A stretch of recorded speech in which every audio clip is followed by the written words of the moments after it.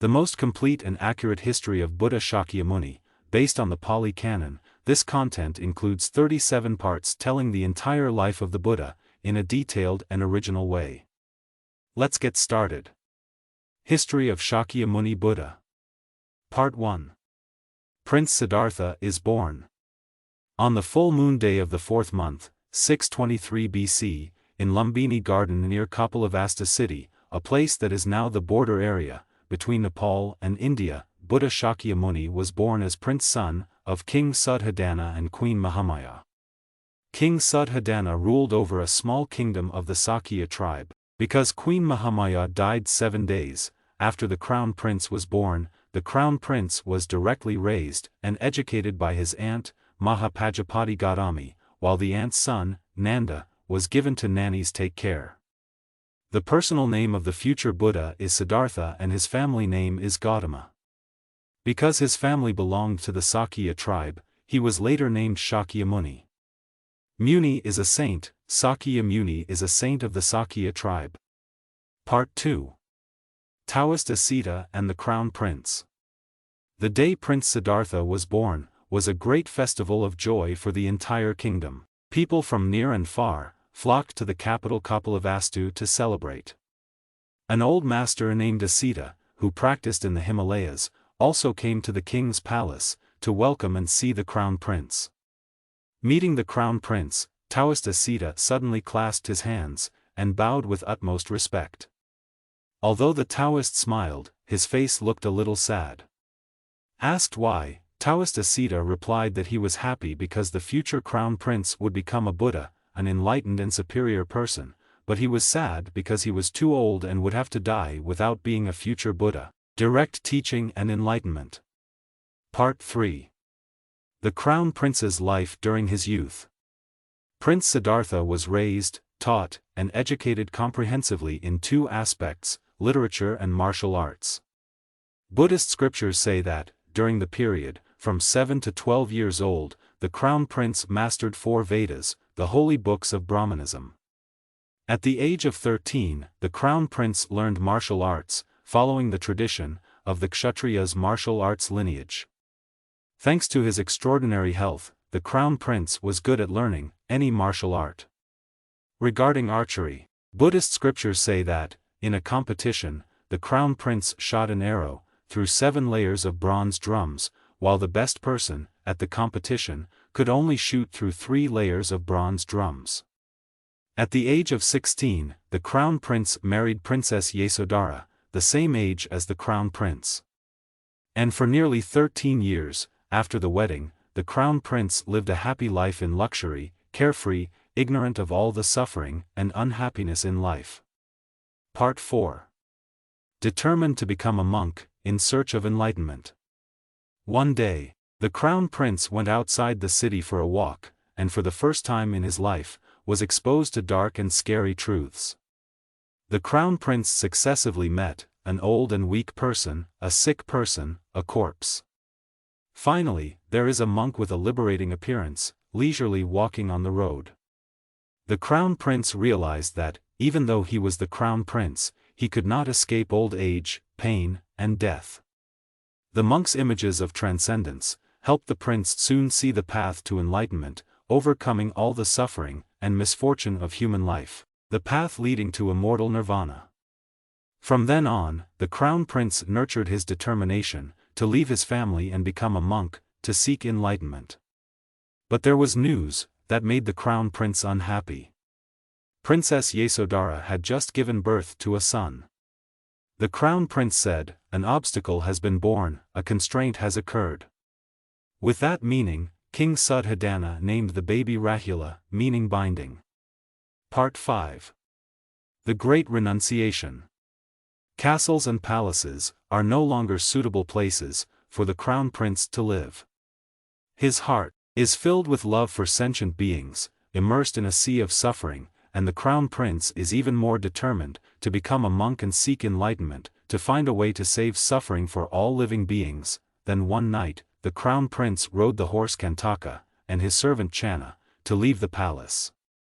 Before leaving, the Crown Prince came to the room of Princess Yasodara, and her son who was sleeping. The Crown Prince opened the door to look in. The Crown Prince loved his wife and son very much, but for the suffering and unfortunate humanity, the Crown Prince's compassion was even more intense. Leaving, the Crown Prince gave up everything, his father, the throne, his wife and children, the full and happy life of a prince. Not the sacrifice of an old, sick person, a poor person, sick, tired of life, but the sacrifice of a prince in his youth, living in nobility, rich. Indeed, it was a great renunciation and sacrifice, unique in human history. When he reached the bank of the Anoma River, the Crown Prince stopped, left his horse, shaved his beard and hair, gave Channa his clothes and jewelry, and ordered Channa to return. The Crown Prince left alone, wearing the simple yellow robe of a monk, from now on, living the homeless life of a monk, seeking enlightenment. That year, the Crown Prince turned 29 years old. Part 6. Come to study with two monks, Alara Kalama and Uddaka Ramapada. Prince Sidartha, on his way to seek enlightenment, studied with the two most famous masters of that time, Alara Kalama and Uddaka Ramapada. Both of them practiced yoga, and both attained the highest levels of meditation at that time. Alara Kalama was granted heaven of nothingness meditation, and Uddaka Ramapada was granted neither perception nor non-perception meditation. Those are two levels of meditation, in the formless realm, the two highest levels of meditation that yoga monks at that time achieved. But in just a short time of studying, the Crown Prince easily achieved the two levels of meditation mentioned above, and was invited by the two masters to stay and lead the disciples with them. The prince knew clearly that the levels of meditation he had attained were not the ultimate truth, Nirvana, the end of birth, death and all suffering. Therefore, he politely refused, then set out to continue his journey, to seek enlightenment. Part 7. 6 years of asceticism. The prince went to a place called Uruvala. He found a beautiful and cool piece of land, with a small river running through the middle of a white sand bank, near a small village. He could go begging for alms every day, very suitable for practicing meditation. Also coming here, to practice with the Crown Prince, were monks Khandana, Badya, Vapa, Mahanama and Asaji. At that time, in India there was a belief that anyone seeking liberation must persevere in asceticism. Also following that tradition, the Crown Prince along with 5 fellow practitioners, for 6 long years, persevered in asceticism to the point that the prince's body was as thin as a skeleton, and his health deteriorated to the point that he could no longer walk. He experienced that, the more he persisted in asceticism, the farther away the ultimate truth seemed, the more confused his mind became, the weaker his body became.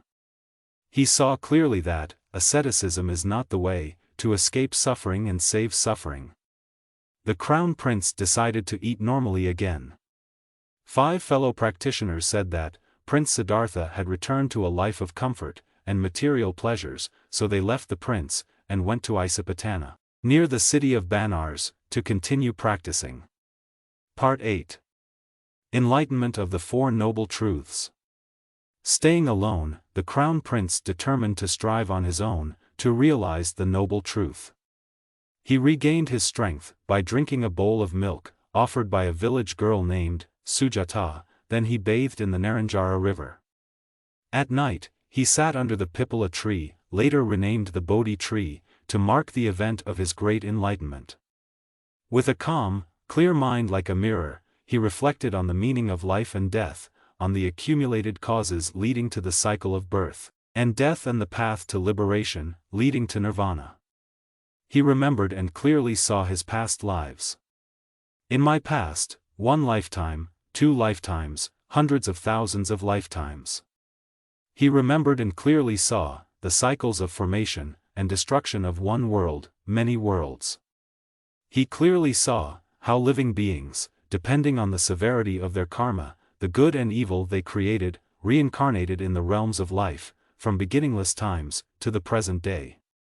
He saw clearly, knew clearly that he himself had eliminated all cravings, delusions, and ignorance, had been liberated and enlightened, and achieved the supreme way. He became Buddha. Thus, after 6 years of hardship, perseverance, and tirelessness, at the age of 35, Prince Siddhartha realized the ultimate truth, and became Buddha. His appearance is the rarest thing in this world. From now on, the world calls him Gautama Buddha, or Shakyamuni Buddha. According to the Pali language, Buddha has the root word buddh, which means understanding and enlightenment of the ultimate truth. Pali books call him Sama Sambuddha, meaning the omniscient one, knowing everything. Part 9. The Buddha hesitated before turning the Dharma wheel. After enlightenment, Buddha sat under the Bodhi tree, pondered the truth he had achieved, and found that this truth was noble. Super-theoretical, only people with profound intelligence can understand. As for humans, they are so addicted to desire that it is difficult to understand the theory of dependent origination.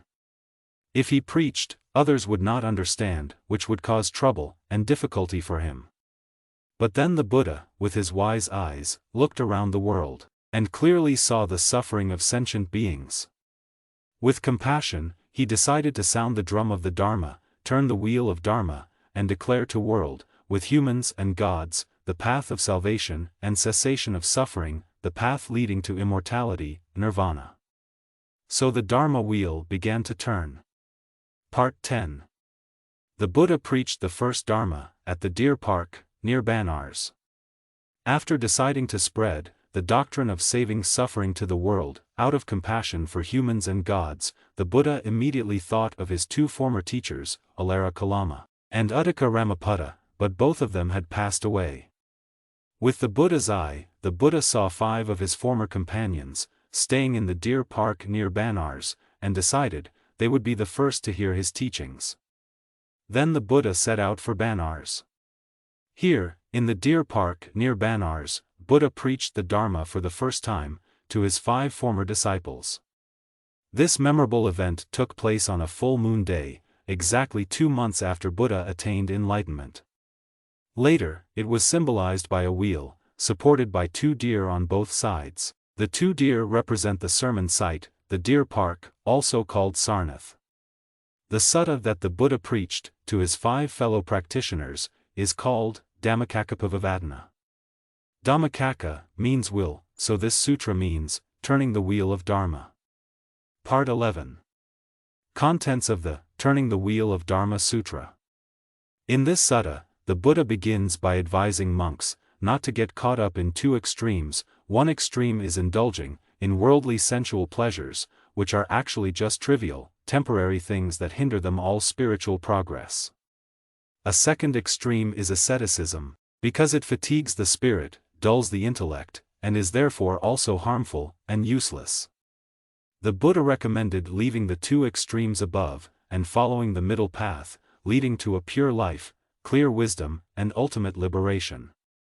That is the path called the Noble Eightfold Path, which includes right knowledge, seeing and knowing correctly; right thought, right thinking, right will; right speech, speaking correctly means not lying, not speaking evil, not speaking divisively, not saying meaningless words; right action that is, not killing, not taking what is not given, not committing evil deeds, not drinking alcohol; right livelihood, living by a righteous profession, not by a dishonest profession, such as fraudulent trading, weapons, and poison trafficking, slave trading; right effort, right diligence, eliminating unwholesome things, doing all good things; right mindfulness, thinking rightly, not thinking about evil or deluded things; right samadhi, concentrating your thoughts correctly, not letting your thoughts wander or follow desires. The 8-branched path is the true path, leading to the end of all suffering, the development of wisdom, leading to Nirvana, which is eternal liberation from the cycle of life and death, absolute purity and peace, absolute bliss. In this first sermon, the Buddha preached the 4 noble truths, also called the 4 holy truths, because they were discovered and proclaimed by the greatest saint, the Buddha. That is the truth about suffering, the truth about the cause of suffering, the truth about the cessation of suffering, the truth about the path to cessation of suffering. After listening to this sermon, the 5 monks were enlightened, and soon became Arhat. Part 12. Buddha enlightens Yasa and his friends. Near Banars, there lived a millionaire's son, named Yasa. Although he lived a life full of luxury, he soon became bored with the ordinary and tasteless worldly life. Yasa went to the Buddha, revealed to the Buddha his depressed mood, and the Buddha preached about almsgiving, about moral living, about the heavens, about the happiness of the holy life. And then, the Buddha preached to Yasa about the 4 noble truths: suffering, the cause of suffering, the peaceful realm of Nirvana, and the 8-branched path leading to Nirvana. Yasa's father, on the way to find his son, also went to the deer park, and heard the Buddha preach. He asked the Buddha for refuge, and became the Buddha's first lay disciple. As for Yasa, he asked Buddha to let him become a monk, and soon attained arhatship. When the Buddha visited Yasa's father's house at his request, both Yasa's mother and ex-wife also asked to take refuge as lay disciples of the Buddha. 4 of Yasa's friends, Vimla, Subbaha, Tunaji, and Barampati, followed Yasa's example, and also asked to become monks, and soon all attained arahantship. In addition, more than 50 of Yasa's other friends, from different families and localities, heard the news that Yasa had attained sainthood, and all gathered here to become monks, to follow the Buddha, and after a while, all of them gathered here to become monks.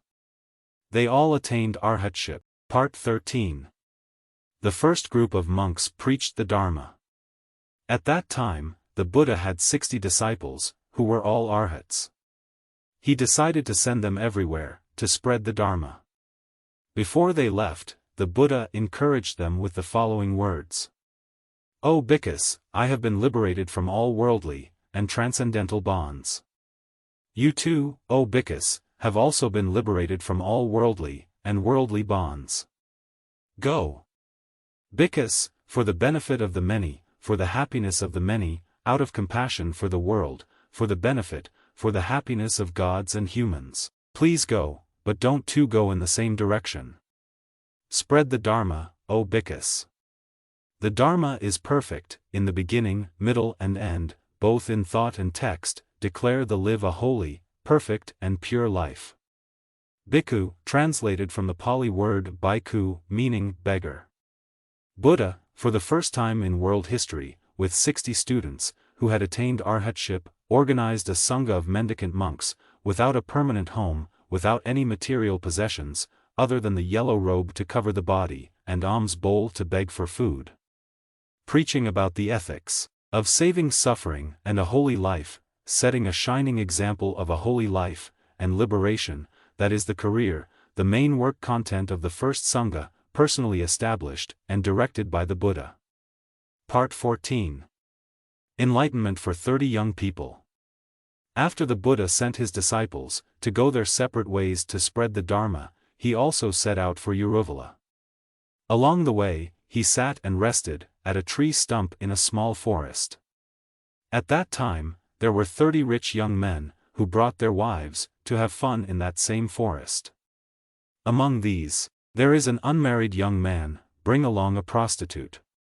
While they were having fun, the prostitute escaped, with much of their wealth and jewelry. The young men searched for the courtesan in the forest, met the Buddha, and asked him if he had seen the young woman passing by. Buddha asked, "Young men, is it better to find a prostitute, or is it better to find yourself?" They all answered that they found themselves better. Buddha said, "That's okay. Young people, please sit here, I will preach the Dharma to you." The young men paid respect to the Buddha, and then sat down to listen to the Buddha preach the Dharma. Thanks to listening to the Dharma, they were enlightened, and asked Buddha to let them become monks. Part 15. The 3 brothers Casappa were enlightened. Near Uruvala, there were 3 ascetic monks, the 3 Casappa brothers. Uruvala Casappa, Nadi Casappa, and Gaya Casappa. The older brother, Uruvala Casappa, had 500 disciples, and the 2 younger brothers had 300 and 200 disciples. Mr. Casappa's 3 brothers were all famous monks in Magadha, especially the eldest brother, Uruvala Kasapa, who worshipped the fire god, and claimed to have attained arhatship. Buddha met him first, and asked for permission to spend the night in this man's private room, where a very poisonous snake was worshipped. Mr. Kasapa thought that the Buddha would be bitten to death by a sacred snake, but he did not expect that the snake would be subdued by the Buddha with his supernatural power. All three brothers, with a large number of students, asked to become monks to follow the Buddha. After that, the whole group went with the Buddha to a place called Gaya Saisa, not far from Uruvala. Here, Buddha preached a sutta called Aditapariyaya Sutta. After listening to this sutra, all the bhikkhus present attained arahatship. Part 16, Sariputta and Moggallana become the Buddha's two leading disciples. Near the city of Rajagaha, in the village of Upatissa, there lived a very intelligent young man named Sariputta. His family was one of the richest and most famous in the village, so he was also named Upatissa. Although he lived in a wealthy and noble family, he soon felt the banality of secular life. He and his close friend, Moggallana, in Kokita, often went everywhere, looking for teachers to study Buddhism. That was also the time when Buddha sent his disciples to preach. Sariputta met Arhatasaji, who was begging for alms in the city of Rajagaha, and was deeply moved by the solemn appearance of this young Arhat. So Sariputta asked Arhatasaji about the Buddha. Afterwards, he returned to inform his close friend Moggallana, and both of them went to see the Buddha at Velyavana Monastery. The Buddha accepted the two men into the Sangha with the simple words, Etha Bhikkhave, meaning come here, Bhikkhus. 15 days later, Sariputta attained arhatship, when he heard the Buddha preach Vedana Pariga to the wandering pagan Daiganika, and Moggallana attained arhatship a week earlier. The same afternoon that Lord Sariputta attained arhatship, the Buddha summoned the Sangha, and declared them two leaders of the Sangha. Part 17, Buddha returns to visit his family. The Buddha's father, King Sadhana, was now old and weak. Hearing that the Buddha had attained enlightenment, and was preaching in Rajagaha, the king was very eager to see his son again. The king immediately sent messengers to Rajagaha, asking Buddha to return to visit his family. But the king's messengers came to Rajagaha, heard the Buddha preach the Dharma, and all asked to become monks and attain arahantship. The 10th messenger was Kaladeyi, who was an old close friend of the Buddha, when he was still the crown prince. This man came to Rajagaha, heard the Buddha speak the Dharma, also asked to become a monk, and soon attained arhatship like the 9 previous messengers. Kaladeyi did not forget to convey to the Buddha his father's invitation to the Buddha to visit his family. Buddha accepted the invitation, and set out with a large number of disciples. Part 18, Buddha and Father, Sadhana. The Buddha and his disciples were solemnly welcomed by King Sadhana, his officials, and the people. Hearing the Buddha preach, King Sadhana achieved the first stage of sainthood, Sotapanna. When listening to the second sermon, King attained the second stage of sainthood, Sakadagami, and Ant, Pajapati Gautami, attained the first stage of sainthood, Sotapanna. The third time, the Buddha preached the Dhammapala Jataka to his father, and the king attained the third stage of sainthood, Anagami. Buddhist scriptures say that later, on his deathbed, King Sadhana was visited by the Buddha, and preached the Dharma. The last time he heard this Dharma, the king attained arhatship. And after 7 days of enjoying the pleasures of liberation, the king passed away in the year the Buddha turned 40 years old. Part 19, Buddha and Princess, Yasodara. Princess Yasodara was the daughter of King Supahutta, head of the Kaliya family. After the crown prince left the palace, and became a monk, to seek enlightenment, the princess also gave up all her jewelry, wore the yellow robe of a nun, and devotedly raised her son, Rahula, to adulthood. The second day the Buddha arrived at Kapilavastu. The Buddha and many disciples came to have lunch at the royal palace, at the invitation of his father, the king. After the party, the Buddha, along with his father, and 2 close disciples, Sariputta and Moggallana, went to the princess's room. When meeting the Buddha, the princess bowed to the Buddha, with an extremely respectful attitude. The Buddha preached the story of Kandakanara, and said that, not only in this life, but in a previous life, Princess Yasodara was also his wife. After recalling the story of his past life, Buddha comforted the princess, and said goodbye to the royal palace. After King Sadhana passed away, her aunt, Pajapati, became a nun. Princess Yasodara also became a monk, and soon attained arhatship. Among the bhikkhunis, the princess is the most skilled at magical powers. At the age of 78, the princess entered Nirvana. Part 20, Buddha and Rahula. Rahula was the Buddha's only son, when the Buddha was still a crown prince. The first time the Buddha returned to visit the ancient capital, and his family, Rahula was 7 years old, and was directly raised, and cared for by his aunt, Mahapajapati Gautami. Even though she was young, Rahula was still accepted into the Sangha, and the Buddha assigned him to Sariputta, to teach him directly. One of the famous suttas, that the Buddha personally preached to Rahula, after Rahula became a monk is, the Ambalathika Rahulavada Sutta, in which the Buddha emphasized the importance of honesty, and alertness to eliminate all thoughts.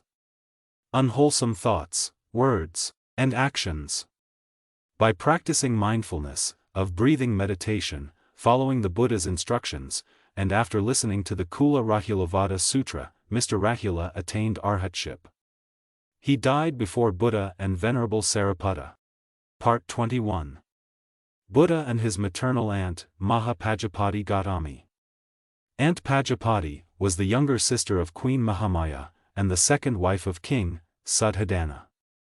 After Queen Mahamaya passed away, she was responsible for taking care of and raising Prince Sidartha.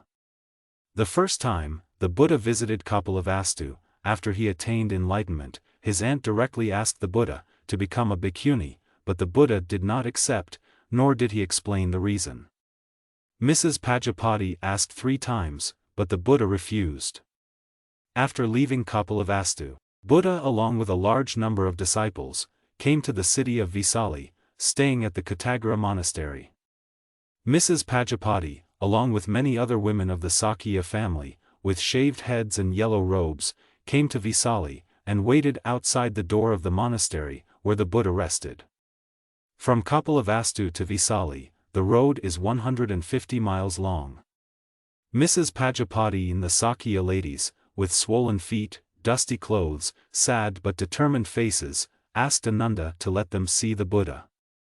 Mr. Ananda was moved with pity, and asked the Buddha to allow the women to be ordained as bhikkhunis. After 3 requests, the Buddha agreed, if they accepted to practice the 8 strict regulations. Mr. Ananda brought the 8 Buddhist rules, and told them to Aunt Pajapati, and the other ladies. They all happily accepted. Buddha was the first religious leader in human history, to establish a nun community with full precepts, and majesty. Brahmanism, and other contemporary religions in India, do not have such a group of women practitioners. Furthermore, during the Buddha's lifetime and later, many bhikkhunis attained arahantship, and became famous in monastic practice. Part 22, Buddha and Venerable Ananda. Ananda was the Buddha's cousin, and the son of Amitabhadana, the younger brother of King Sadhana, the Buddha's father. Because the day he was born brought joy to everyone in the family, the Venerable was named Ananda, meaning joy.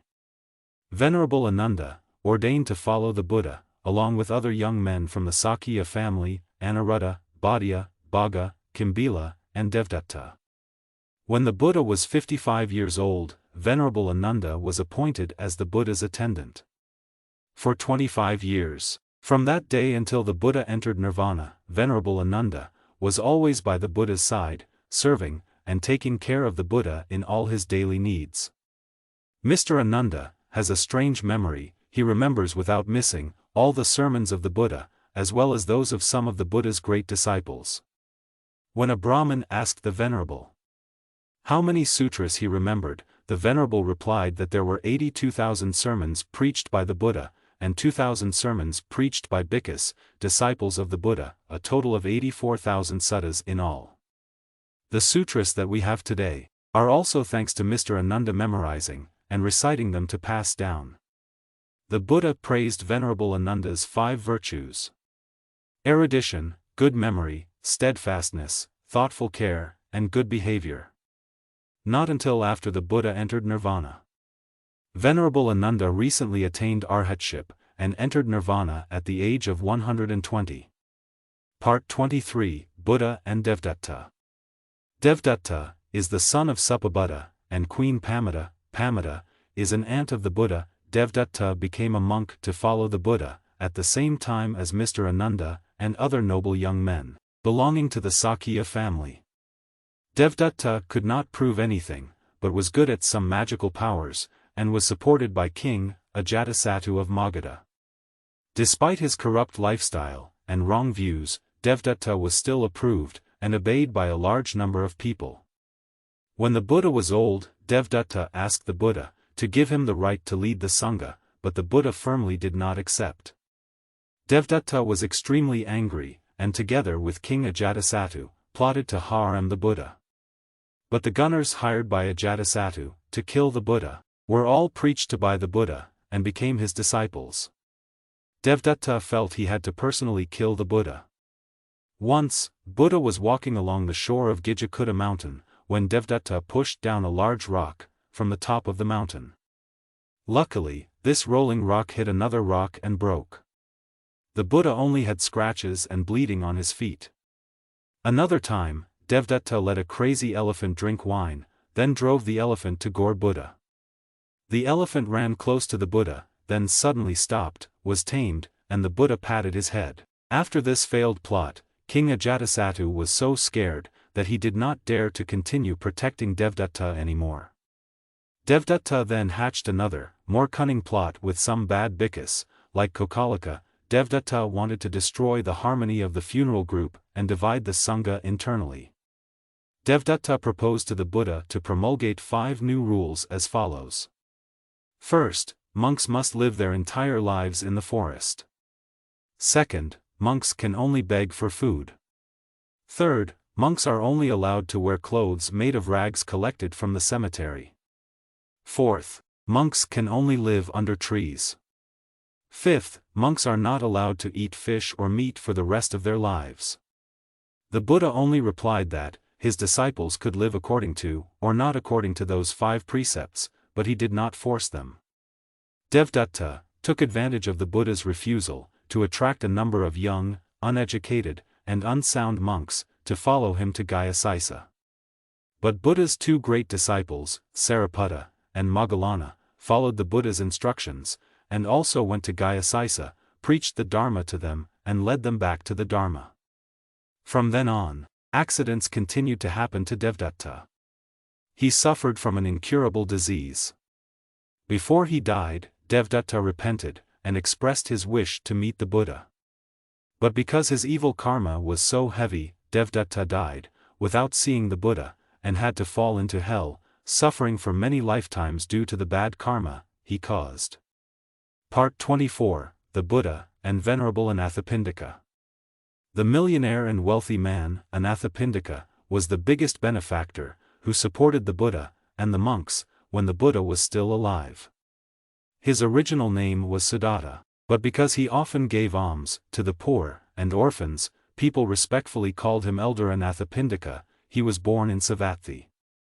Once, when he came to Rajagaha on business, he learned that the Buddha was residing in Siddhavana forest, outside Rajagaha city.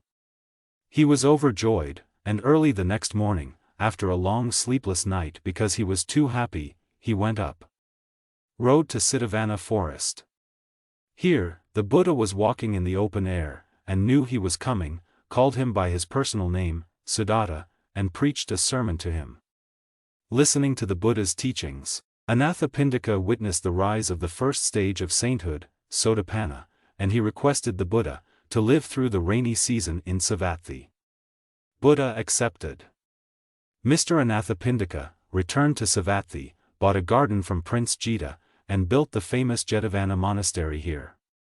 The book says that he bought the garden with gold coins, and paved the entire garden area, at the request of Crown Prince Jita. But the crown prince refused to sell the trees in the garden and personally offered all the trees to the Buddha. The Buddha preached many sutras and spent 19 rainy seasons at this vihara. The Buddha's talks with Anathapindika are of great significance to lay Buddhists. In a sermon on almsgiving, the Buddha said that giving offerings to the Buddha and the Sangha is very meritorious, but even more meritorious is taking refuge in the Buddha, taking refuge in the Dharma, taking refuge in the Sangha, which has great merit. More virtuous than the 3 refuges is keeping the 5 precepts yourself. More virtuous than keeping the 5 precepts is contemplation of loving kindness in a moment. But the most meritorious is to develop intellectual vision, to see things as they really are, and understand the impermanence of things. When Mr. Anathapindika fell seriously ill, he invited Venerable Sariputta to preach sutras at his home. Both Venerable Sariputta and Venerable Ananda also came to greet him. Venerable Sariputta preached to him a sutta reserved for monks with high levels of study. Shortly after Sariputta and Ananda left, Anathapindika passed away, and was born in the Tushita heaven. Part 25, Summer Retreat. The Buddha's teaching and preaching career lasted 45 years, from the year he attained enlightenment, at the age of 35 until the year he reached the age of 80, when he entered Nirvana. Year after year, the Buddha went from place to place, sometimes alone, sometimes accompanied by a large number of disciples, preaching Dharma to save sentient beings, educating the masses through his own noble example, and through his teachings. Words full of wisdom. Only during the rainy season, in India, usually between July and November, Buddha stayed in monasteries, and preached on the spot, not going out. This custom is called summer retreat, and is continuously maintained by Buddhist monks and nuns to this day, in all Buddhist countries. During the summer retreat season, people, believers, or non-believers, flock daily to the monastery, or park where the Buddha and monks reside, to listen to sermons, make offerings to Buddha and monks. Part 26. Buddha and King Pasanadi of Kosala. As mentioned above, during 45 years of teaching and preaching the Dharma to save sentient beings, the Buddha, either alone or with a large number of students, traveled to many places in the central Ganges region. But for the longest time, the Buddha stayed at Savatthi, the capital of the Kosala kingdom. Like the Venerable Anathapindika, King Pasanadi of Kosala was a great benefactor of the Buddha and the monks. In Savatthi, in addition to Anathapindika's Jetavana monastery, making offerings to the Buddha, there is also the Rajakarama monastery built by King Pasanadi, to make offerings to the Buddha and the monks. Queen Malika, the king's wife, was also a devout follower of Buddha, and skillfully guided and helped the king in religious matters. One time, the king had 16 consecutive unusual dreams. The Brahmin monks in the court said it was a bad omen, and advised the king to organize a large altar, and kill many creatures to make offerings in order to overcome the disaster. The king also listened, and prepared to organize an altar. When Queen Malika heard the news, she advised the king, instead of organizing an altar, to visit Buddha, and ask him about the meaning of the 16 dreams. And the king was reassured, after hearing the Buddha fully explain the king's 16 unusual dreams. The king then stopped organizing the altar. Part 27, Buddha and Female Donor Visaka. Also at Savatthi, the Buddha also had a third monastery, built by the female donor Visaka. The monastery is called Pabarama. The Buddha and the Sangha spent 6 seasons of summer retreat at this monastery of Ms. Visaka. She is the daughter of millionaire Dhananjaya. Her mother is Sumana Devi, and her grandfather is also a millionaire named Mendaka. Right when she was 7 years old, she was fortunate enough to meet the Buddha, when the Buddha came to Badia, her birthplace, in the Anga kingdom. Due to her innate intelligence and morality, after listening to Buddha's sermon, despite her young age, she attained the first stage of sainthood, Sotapanna. She had a rich husband named Punavadhana, son of millionaire Migara. Her father-in-law was a devout follower of Nigantha Nataputta, the leader of Jainism. She cleverly asked for permission to invite the Buddha, to her husband's house to get married, and then preached the Dharma to the whole family. Her father-in-law also listened but sat behind a curtain. At the end of the Buddha's sermon, her father-in-law attained enlightenment, advancing the first stage of sainthood, Sotapanna. Her husband's entire family became a happy and devout Buddhist family. She asked the Buddha to agree to allow her to do 8 things for the Sangha as follows. 1 is, to give robes to the Sangha during the summer season, from now until the day she passes away. The 2nd is, to make offerings to all the bhikkhus who come to Savatthi. 3rd, make offerings to all bhikkhus who leave Savatthi. 4th is offering food to a sick bhikkhu. 5th is offering food to those who take care of the sick. 6th, offering medicine to sick bhikkhus. 7th is offering porridge to bhikkhus. 8 is offering a bathing suit to a bhikkhuni. The Buddha happily accepted the invitation. The Buddha preached the Dharma to Ms. Visaka many times. In a sermon, the Buddha mentioned 8 precepts for lay Buddhists to follow during the Bodhisattva days. Currently, these 8 precepts are still followed by Buddhists on Bodhisattva days in Buddhist countries. Ms. Visaka is the biggest female benefactor of the Buddha and the Sangha, as well as Mr. Anathapindika is the biggest male benefactor. Part 28, Buddha and King Bimbusara. Bimbusara was the king of Magadha, whose capital was Rajagaha. The king once met the Buddha when he first became a monk, and asked the Buddha to return to visit his kingdom after his enlightenment. Keeping his old promise, the Buddha, along with a large number of Arhat disciples, traveled from Gaya to the capital Rajagaha, and stayed at Supatitha temple, in a forest of coconut palm trees. Hearing the news, King Bimbusara along with a large crowd of officials, came to greet the Buddha, and listen to the Buddha's sermon. King Bimbusara attained the first stage of sainthood, Sotapanna. The next day, the king invited monks to the royal palace, and invited Buddha and the Sangha to attend. After that, the king gave the Buddha and the Sangha the Velyavanarama monastery, where the Buddha spent 6 summer retreats. Because King Bimbusara's past karma was too heavy, he was later usurped and killed by his son Ajatasattu. But because King Bimbusara had attained the first stage of sainthood, his death was also gentle, less tragic, and after his death, he was immediately reborn in the Lumaharajika heaven with the heavenly name Janavasabha. King Ajatasattu, after unsuccessfully plotting to kill the Buddha with Devata, repented, asked the Buddha for refuge, and became a leading lay Buddhist of the Buddha. Due to heavy past karma, in his turn, he was also killed, and usurped the throne by his son. Part 29, Buddha and the robber Angulimala. A memorable event, marking the 20th anniversary of Buddha's enlightenment, was that he enlightened Angulimala, the notorious and cruel bandit of Kosala. Angulimala's real name is Ahimsaka, meaning innocent one. During his youth, he studied in Taxila, a famous center of learning at that time in North India. He studied very well, and was loved by his teacher, the most among the students. Therefore, his classmates were jealous of him, so they spoke ill of him to the teacher, and the gullible teacher hated him, wanting to harm him by forcing him to pay the tuition, with 1,000 fingers of a human's right hand. Although Angulimala was very miserable, he still listened to the teacher. He then retreated to the Jalini forest in Kosala, and started killing people to get the necessary number of fingers. At first, he hung the human fingers on a tree, but because the fingers were pecked and eaten by crows, he strung the human fingers into a necklace, to wear around his neck, hence his name Angulimala, meaning finger ring.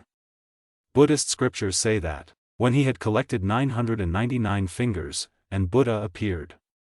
Angulimala was very happy, because he was about to have the necessary number of fingers, to submit to the evil teacher. Angulimala drew his sword, and ran after Buddha.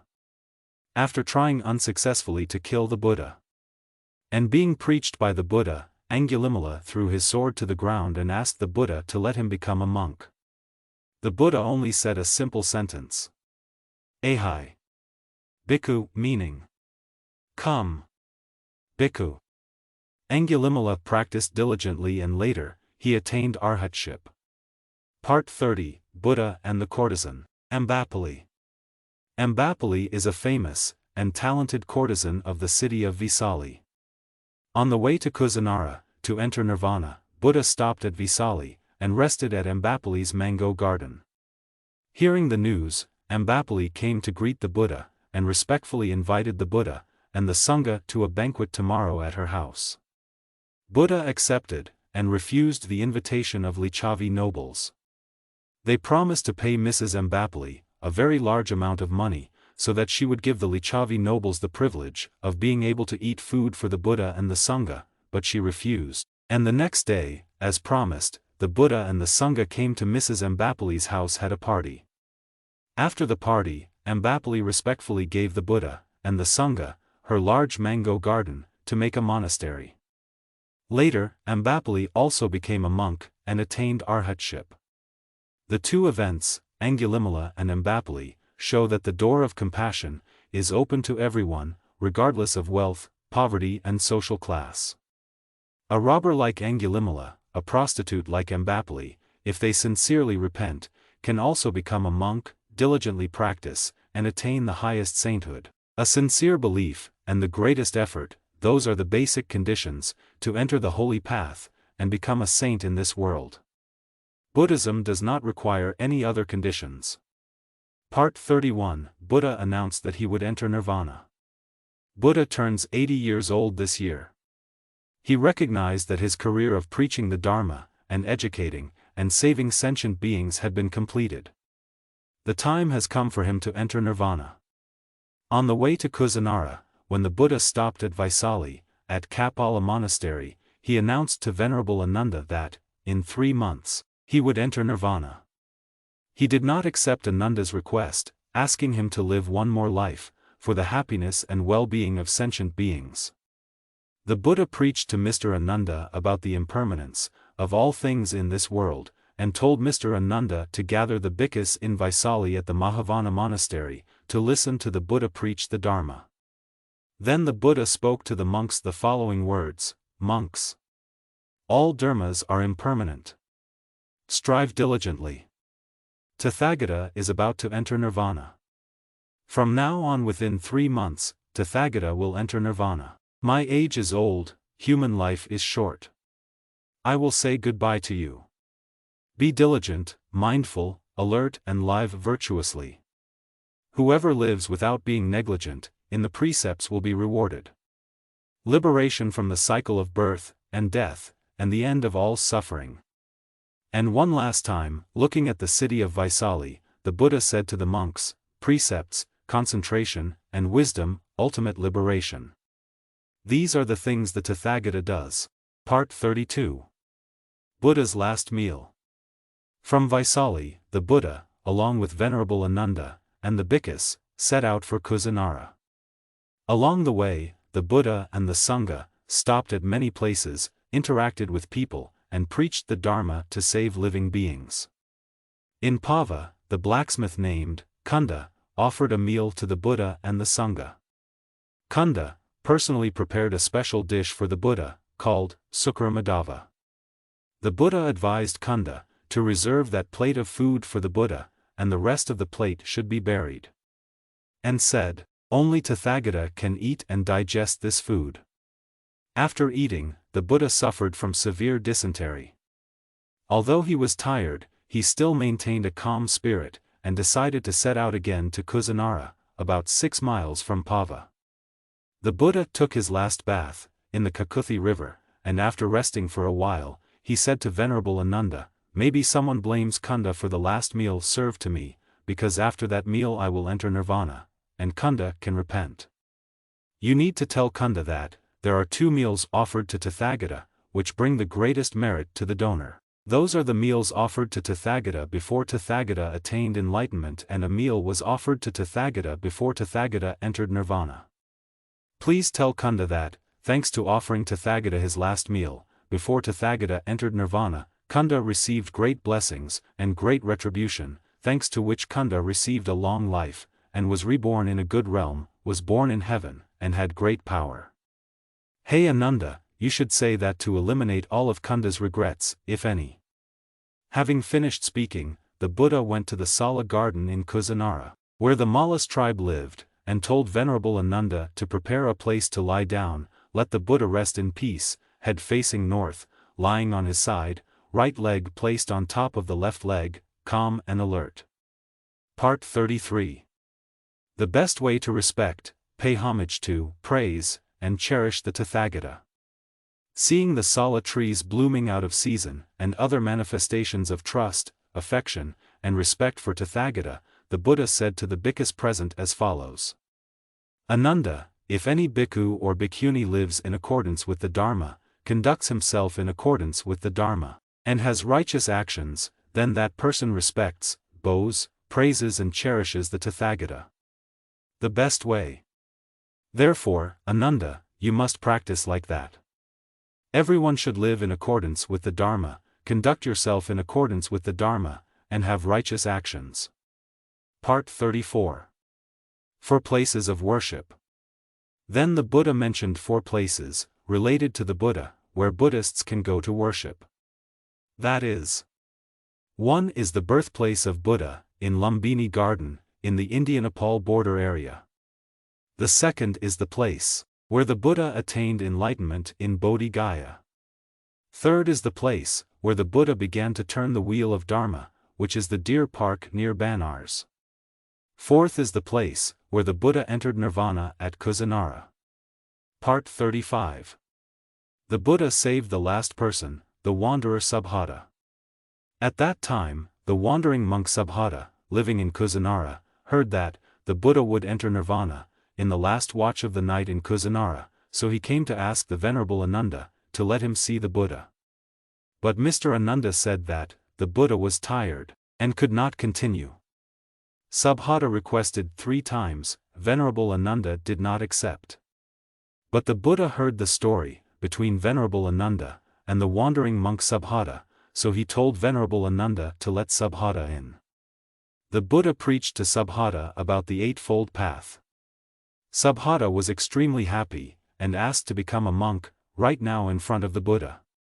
Although according to the law, Subhata was supposed to be a wandering pagan, he had to go through 4 months of probation and then, if the Sangha accepted, he would be ordained as a bhikkhu. But because it was a very special case, the Buddha exempted Subhata from the 4-month trial, and told Venerable Ananda to ordain Subhata as a monk. Subhata, after a period of diligent study, became an arhat. He was the last person to be saved by Buddha. Part 36. The Buddha's final teachings. The Buddha saw that Venerable Ananda was sad and crying, so he intimately comforted, and encouraged him to strive diligently to soon be liberated and become an arhat.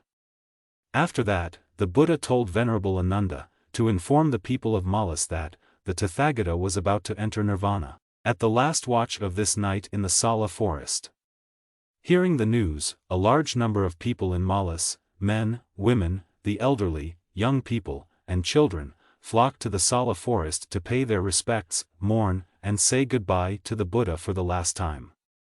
The following are the Buddha's instructions to his disciples, before he entered Nirvana. Hey Ananda, maybe you think only the noble sect remains, without the Guru, we no longer have the Guru. No. Ananda, you must not think like that, Dharma and the law that I have taught, and declared will be your teacher, after I enter Nirvana. Dear disciples, I encourage you, all conditioned dharmas will be destroyed. Actively strive. Then the world-honored one fell silent. He quietly entered meditation, gradually going through the levels of meditation from low to high, and finally proactively entered Nirvana. Part 37, Cremation Ceremony and Distribution of Buddha's Relics. The Buddha's body was respectfully taken to Makuttabandhana by the Malas people, and left there for 7 days, before the cremation ceremony. Venerable Maha Kassapa also came here to pay his last farewell to the Buddha, and preside over the cremation ceremony. After the cremation ceremony, the people of Malas collected relics to make offerings. Neighboring countries, and especially, King Ajatasattu, also demanded a portion of the relics. Because the people of Malas initially refused, there was a risk of a war breaking out over the division of relics.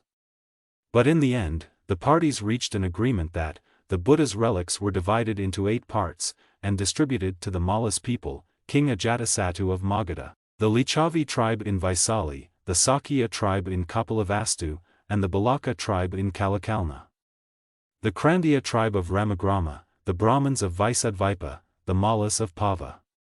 Brahman Dona, who successfully organized the distribution of relics, reserved for himself the jar containing the relics.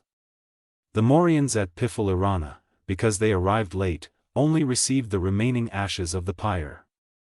The parties divided the relics and each built towers in their countries to make offerings. Thus, there are a total of 10 towers, 8 towers containing Buddha's relics, 1 tower built on a jar containing relics, and 1 tower worshipping the ashes of a funeral pyre. Conclude. Above is a brief biography of Shakyamuni Buddha, based on official sources of Buddhist scriptures.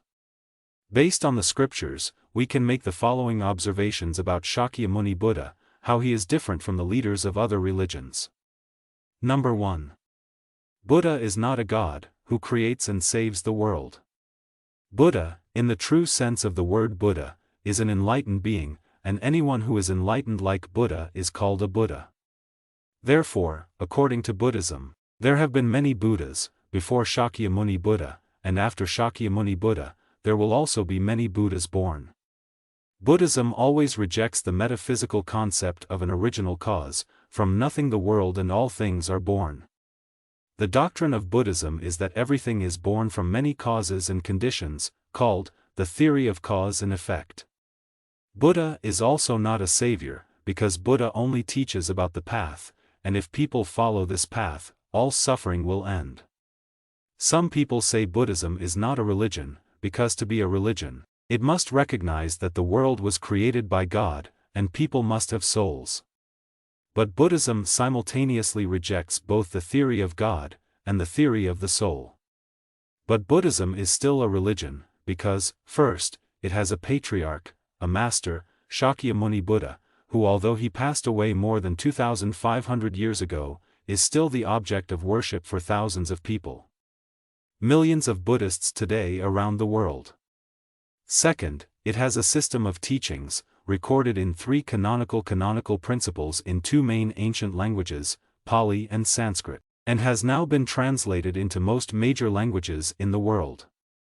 Third, it has a congregation of monks, accepting and practicing all the rules, established by the Buddha while he was still alive, and recorded in the Patimokkha precepts. Number 2.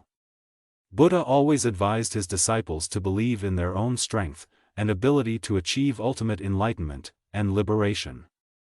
In the last days of his life, Buddha told the Venerable Ananda, his close disciple, as follows: rely on yourself, like a bright light for yourself. Rely on your own strength. Yourself is the main thing. Rely firmly on the Dharma. Don't look for any support other than yourself. It can be said that, the characteristic of Shakyamuni Buddha as a religious leader is that, he does not impose any power on people. Buddha never exaggerated the weakness and sinfulness of humans. On the contrary, Buddha always emphasized that humans have a good nature, and the ability to perfect themselves. If we try and strive ourselves, we will be enlightened and liberated. That is Buddha Shakyamuni's often repeated advice. Number 3. Shakyamuni Buddha was not a revolutionary and social activist in the modern sense of that word, but his social views were clear. Buddha did not approve of the social caste system in India. The Sangha founded by Buddha does not discriminate between social classes.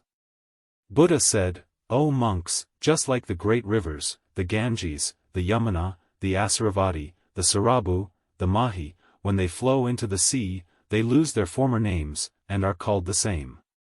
One name is the ocean, so are the 4 castes of Kshatriyas, Brahmins, Vedics, and Thudras. Once they have come to the Dharma and law preached by the Tathagata, from family life to homeless life, they also lost their previous name, their old tribe, and were called by the same name, as monks."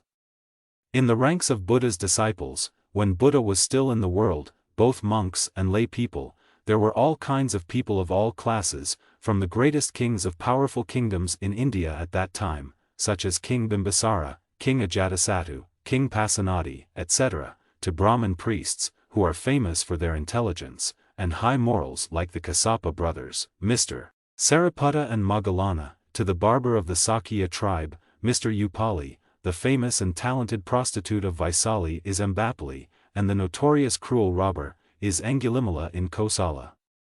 Number 4. Shakyamuni Buddha is a very generous and humble teacher.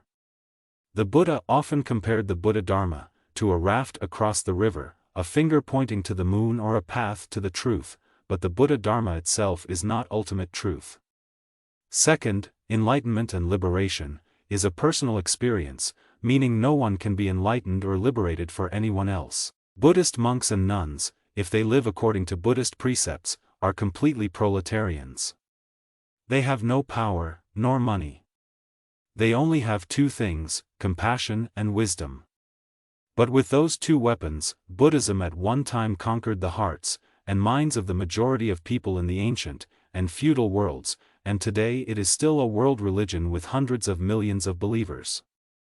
Hopefully this video will help you better understand Buddhism and Shakyamuni Buddha. If you find the video content useful, please subscribe to the channel and share the video with those who love Buddhism.